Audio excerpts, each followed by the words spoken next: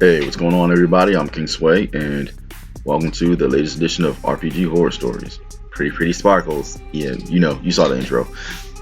Uh, this time, this episode deals with a DM that quite obviously favors one character, one player, over the rest of the group. I want to say we've all seen some shit like this.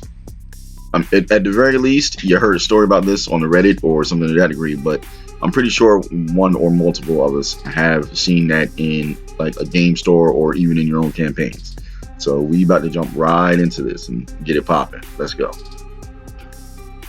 Been playing the campaign for the most part, and we've had, fun with one exception. One character in the party is a young cat girl rogue, really a friggin' cat girl that mysteriously always succeeds on her checks and always gets magical items that are geared towards her character.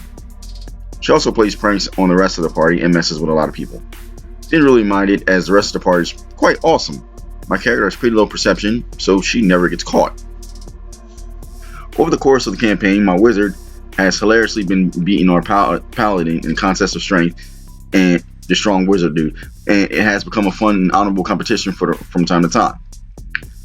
The latest time the paladin found what was needed for a polymorph spell was a cocoon, while we were out looking for it so I could cast the spell. She challenged my wizard to a sumo match for the cocoon, even though we all knew she was going to give it to my character anyways. It was just for fun and context. All the other challenges and contests we've done, all up until now. Strong wizard, bro. Strong wizard. Get ripped. Gains. Swole. Do you even lift, bro?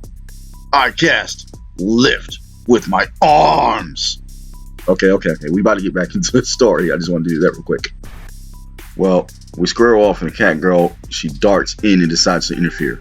She pours some oil near my character's feet, and for the first time in the campaign, I finally roll high enough to catch her mid-act. My wizard grabs her and furiously asks her why she's been interfering with an honorable match, and she says, "Oh, you can't be mad at me. I'm the baby of the party." The fuck? Yeah, no. Anyway, like that somehow excuses her. My wizard grumbles and asks her not to do it again, and she'll be punished later. Then sets her back down and out of the ring. I'm the bait. Guess what? Around these parts, we punish babies. It's called discipline. The fuck? I'm the baby. You can't be. I'm the baby. Gotta love me. That's some bullshit. Get out of here. Yeah, no. That's from Dinosaurs, for those of you old enough to remember. My wizard then hilariously wins again against the paladin. The paladin gives my wizard the cocoon, and my wizard gets super excited as he has been able to able to cast polymorph for quite a while, even though he learned the spell, didn't have the components. As the paladin, she wanted the honor of being the first party member to become a cool beast, and she declines, stating that she wants my character to use it on himself rather. He says fair enough, and at this point the rogue hops in, circling around with my wizard's leg, begging to be turned into a mammoth. The wizard then smiles and says, "No, this is your punishment," then turns himself into a giant eagle. The bard of the party, who simps for the cat girl, tries to counterspell and fails. That's all kind of, no. My wizard flies into the bright blue sky, only to be struck by a random bolt of lightning on a clear day and almost falls to his death. Gotta love being punished for not bowing to the rogue, huh? Yeah. End of post on that one. Yeah, no. The hell with that shit. Alright, for one, you can't be mad at me. I'm the baby. Says who? The hell kind of logic is that? No. And then the bard try to counterspell. Were they close enough to even hear that, yo, this is your punishment? And even then, when the wizard was going to cast polymorph, did the bard know that it was going to be on the wizard or on the cat girl? Because they just was like, counterspell. Well, tried to do counterspell and failed, obviously. So we got the DM giving the cat girl all kinds of stuff. So it seems like two people are simping for this rogue. the Bard and the DM. Obvious with the obvious favorites that going on, and I look, I don't understand that at all in the slightest, because it creates such an imbalance, and it creates the I'm the main character syndrome, which I feel as though greatly translates into you can't be mad at me, I'm the baby of the party. Like, that's, I can do what I want without consequences. No, pineapples, it ain't happening. And then on a clear day, no clouds, nothing, a lightning bolt strikes, I wouldn't even accepted that. I would have said, you need to explain that right now of how that happened. There are no freak accidents like that. No. Like, we better be getting into an encounter like right now, because somebody needs to be watching what we're doing to have me struck. That's just my nature. Like I said, like I've said before, and you guys have heard it.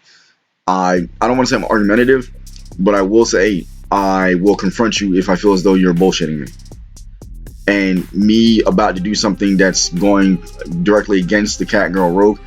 I don't even like cat girls. Like, I've read, I've done too many stories with, you know, somebody doing some dumb stuff like that. And cat girls and no cat girls. No. And again, I don't want to say I'm the typical anime dude, but like I said, I'm usually the warrior running around with 2 katanas, because dual wielding, because of the damage value, because I like to be the tank and the big damage guy. And, you know, katanas are cool. But I see too many things from anime being brought in that, like, oh, this is cool, this is cool. I can understand visual aesthetics and things to that degree, or even if you have a good reason, but, you know, like I said, I hear cat girl too much. I'm pretty sure somebody's going, well, you talking about that, what about katanas? Well, I use katanas because I'm an actual martial artist. I've actually trained with katanas. I know how useful they can be. That's just why my characters use katanas. You ever been a cat girl? Like, somebody just shoved the tail up your butt? No? Okay. I don't see it's just because when I hear the term cat girl, I literally get a visualization of what this particular character did, going around doing this and that and messing with everybody, and they feel as though they're never going to accept not accept, but they're never going to have consequences. And she, well, the player and the character really felt as though they weren't going to have a consequence for her actions, literally going, you can't be mad at me, I'm the baby of the party. No, just no. I feel as though OP should have, if they hadn't, I don't know, because that's the end of the story. OP should have said something about that to the DM, like, no, this ain't, I'm not riding with this. And I'm pretty sure OP wouldn't have been the only one. Like, it would have been from what I'm to gather, you know, you have the DM, OP, you have the Paladin, you have the Bard, and then you have the cat girl, so that's 5. It would have been 3 on 5 or 3 on 2, but still, if the Paladin would have stepped up and like, no, that was wrong. What, you know, like, what was going to happen? It would have, you know, maybe the DM would have kicked him, but as they say, no D&D is better than bad D&D.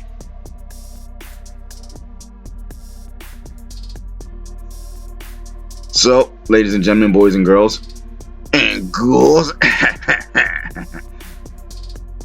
we're gonna call it there.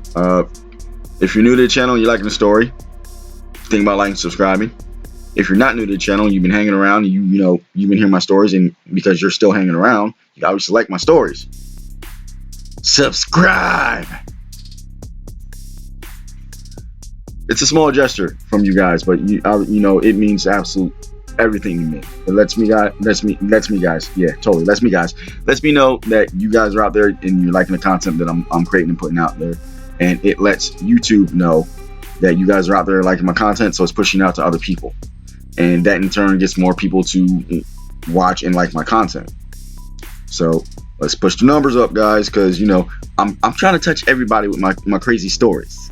So, like, hey, did you hear that new King Sway story? No, tell me about it. And that's literally what I'm trying to do. I'm trying to be in casual conversations all over the place. But Until then, in the meantime, in between time, all up in this mean nine, I'm King Sway. And I will catch you guys definitely in the next one.